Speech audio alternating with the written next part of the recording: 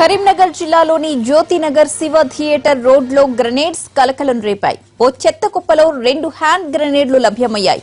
Municipal కార్మికులు చెత్తను తరలిస్తున్న సమయంలో ముందుగా ఇవి వారి కంటపడ్డాయి.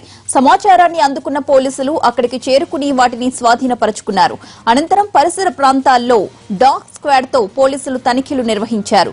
గుర్తు తెలియని వ్యక్తులు ఆ ప్రాంతంలో వదిలేసి వెళ్లి ఉంటారని భావిస్తున్నారు. జనసంచార ప్రాంతంలో గ్రెనేడ్లు బయటపడడంతో స్థానికులు భయాందోళనకు గురవుతున్నారు.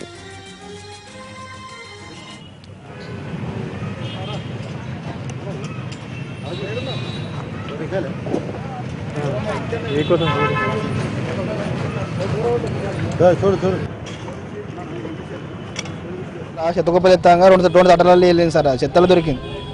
అది బామ్మ అంటే మాకు మా జవాన్ చెప్పిన ఒకసారి ఇక్కడ ఏమో దొరికినాయి సార్ అని సూత్ర అంటే మా సారు ఇన్స్పెక్టర్ చేసిండు జవాన్ సార్.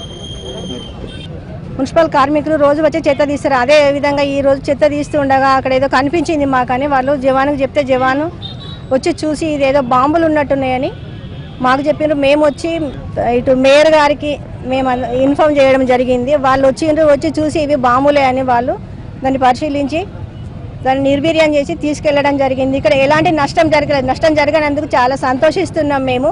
కానీ ఈ విధంగా చేయడం ఇది చాలా దారుణం, అన్యాయం.